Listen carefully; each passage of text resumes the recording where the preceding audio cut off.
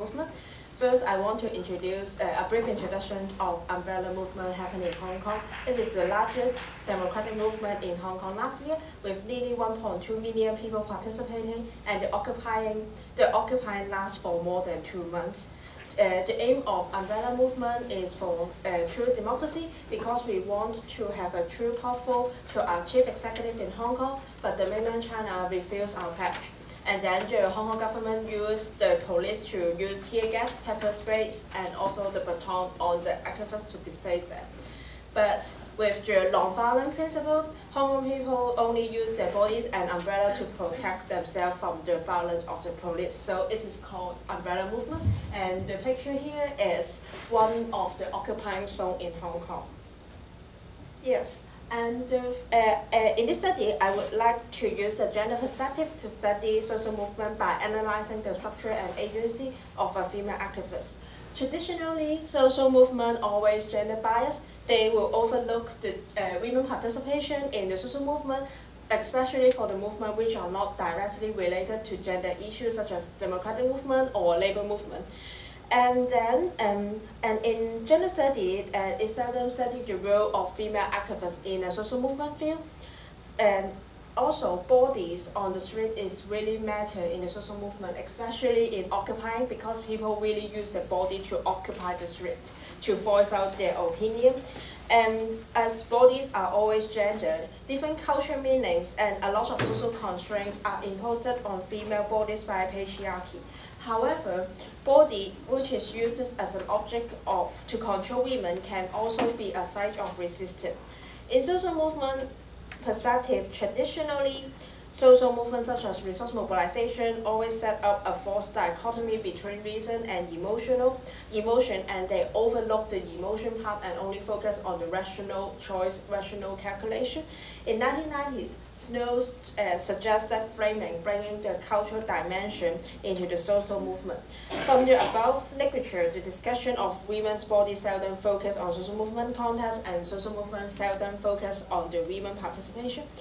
And the agency approach are usually overlooked.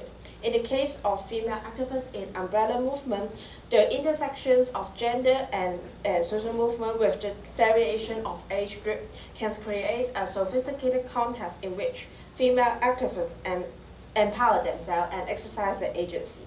So I will use the framework of structure and agency with the interaction of gender and age, and this study aims to have 3 research questions. The first one is to talk about the structural constraint on female body in social movement, and how female activists exercise their agency, and what is the connection between the exercise of body politics and the framing alignments of the social movement.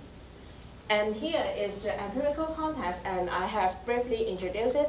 And one point to add is that the sexual harassment really happened in the occupying zone because the government mobilized some gang members in Hong Kong and then to sexual harass or even threaten to have sexual violence to the female activists in the occupying zone. So gender issue become visible and worth to study. And here is some pictures of Hong Kong umbrella movement. You can have a look, and this one is the Time magazine. And you can see there is a lot of umbrella because we use this to protect ourselves from the pepper sprays. And here is the tear gas. And then when people are getting hurt by the pepper sprays, and they're doing the first aid things. And here is the yellow man with umbrella as a symbol of umbrella movement in Hong Kong. And qualitative approach is used in this research, and I have done a lot of ethnography in the occupying zone, and also from the high-risk moments such as the moment of occupying the road or directly face the pepper sprays, and some low-risk moments such as staying overnight in the occupying zone. And 16 in-depth interviews are done by the self-identifies as female and in different age group and different participation degree. And content analysis also show that. And here are some information of my interviewees, which is divided into age group and also participation degree. So here is the finding. Bodies are always gendered and age dependent. Young female body are usually glorified as beautiful, sexy, and energetic, while middle-aged female bodies are usually stigmatized as ugly, overweighted, and weak. However, in umbrella movement, the image of female bodies challenge this stereotype in the society. The strong constraint on female body provide resources for them to fight back and exercise their agency in the social movement. The young woman, with the slogan "We are the chosen kid," it gains the political legitimacy to participate in umbrella movement. Young female activists commonly self-identify as their bodies as burden because they think they are not strong enough to guard the roadblock and to stop the invention of the police.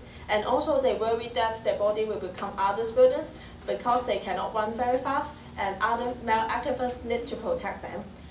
Even worse, and the situation exaggerated after the sexual harassment happened in one occupying zone. From a direct quote from Isabella, which is a young age activist with low weeks participation. She said, "It is nothing for men if their breasts or hips are being touched by others, but a single touch on women's breasts is really a big deal. So in some sense, this is a constraint for women." So from her sharing, we can clearly see that the gender difference on their self-perception on the body. Sexual harassment incident make female activists perceive themselves as vulnerable and weak. And also there is other trouble talking about such as using the toilet issue, because one student who occupied a space and being surrounded by the police for more than 16 hours, so toilet issue become matters. And the male activist face can handle it very easily. He just hold an umbrella and solve the problem by using a water bottle. But female activists face a lot of problem by it. More than 10 people need to stand up, use the umbrella to protect her, and then the police would gaze at the girl when she was solving the toilet problem. So it made them really constrained on their participate in the movement. And also, if the situation becomes even worse, if you are a sexual minority, one of my interviewees who is a transgender man to N to F, and she said that she cannot be arrested by the police because the humiliation by the police will be really serious in the police station, and also the police will lock the transgender women based on her biological sex but not self-identified gender. So the humiliation is really serious for her. So she cannot be arrested by the police. So and the sense of vulnerability and are really obvious in the occupying zone, and the strong sense of protection also shared by other male activists.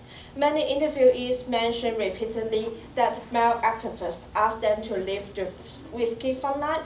Men would even push the female backward and stand in front of a female activist to protect them. And there is a discourse saying that women should go to a safe occupying zone and men should go to a risky occupying zone. And protecting women become a symbol of masculinity for male activists.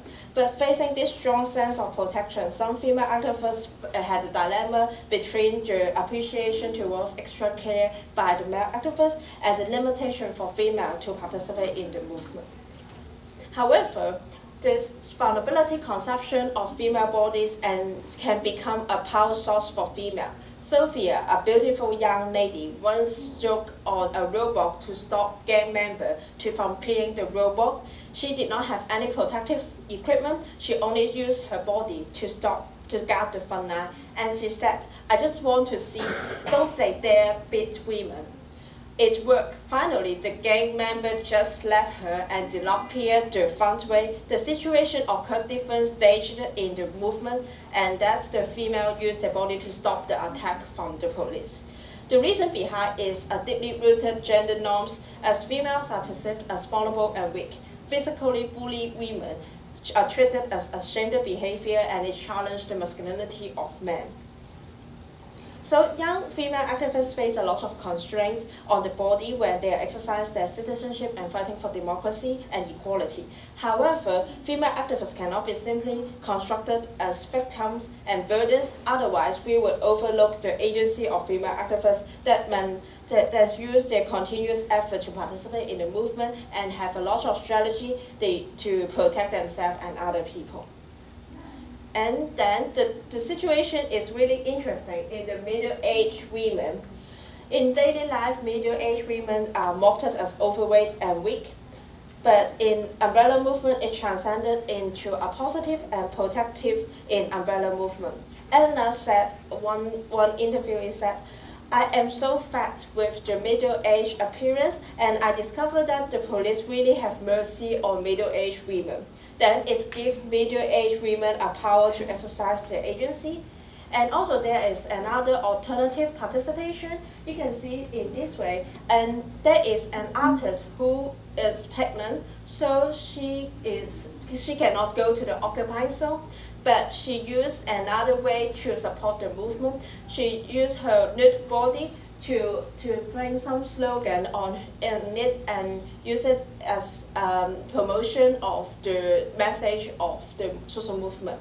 And she's with the slogan saying that the resistant female bodies and future, which future is mean that her baby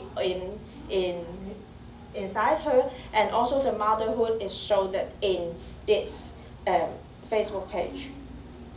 So with the belief of protecting the student, motherhood is exercised by middle-aged women. They serve as protectors and use their body to protect students from harms as mothers do to protect their children. They would verbally persuade the police to stop beating the children, and in order to soften the police heart, understand that the police have mercy on middle-aged women. They actively transform their once stigmatized body into a site of resistance. During the conflict state, middle-aged women stood between the irrational police and the outraged activists, holding their hands up and repeatedly shouted, "Calm down." As women are treated as vulnerable, weak, less threatened, and more rational by both police and male activists, their body can act as buffer to separate the full-gear police and male activists, hoping to calm down the atmosphere and to stop using the paper sprays and baton by police, and stop male activists to breaking down the non-violent principle and to avoid any tragedy. With the legitimacy of motherhood, middle-aged women are holding the significant role to stop violence from both sides of the party. They understand that their action not only protect an activist, but also can also play an important role to calm down the atmosphere to avoid any casualty and tragedy happen. And also, from the previous analysis on structural constraint, there are different experiences between the young age and middle-aged female activists, but they share a similarity. Female bodies has been transformed from a vulnerable target to a site of resistance by female activists, and there is strategy behind. Sophia said that, an interviewer said that, "Even if I lost in this moment and being beaten by the police, I win sympathy from the whole society, which can finally help the movement." Actually, from the sharing, we can understand the strategy behind the agency. Emotion, especially anger and sympathy from the general public, are the most powerful weapon against the government, and which is a perfect match with the framing of the umbrella movement. In social movement study, emotion played a very important role in framing, and also gaining sympathy from indifferent citizens is the biggest weapon of this activism. Triggering by witnessing the suffering of an innocent people, the anger of citizens goes directly towards an adjusted government decision and the unlawful action by the police. Those mobilize more people to support and participate in the movement. To conclude, under the structural constraint, female bodies are perceived as vulnerable, but on the other hand, they are really powerful in the movement. Both young-age and middle-aged female activists in our study demonstrated activists' different self-perception and strategy to the structural constraint. Through exercising their strategy, female activists are empowered as full membership citizens, having the rights and responsibility on the public issue and participating in the movement of fighting democracy and equality. But on the other hand, actually this strategy matched the gender stereotype in the society and even strengthen the boundary of weak, strong of gender. The effectiveness of these weapons of the weak reflected the deeply wounded gender inequality in the society. And through the analysis of the female activists and umbrella movement in Hong Kong, this study would like to contribute an understanding of agencies of female activists and also the power of body politics in social movement. And also, I would like to emphasize the linkage between women's participation, women's body, and the framing of and the mobilization process of social movement. Thank you.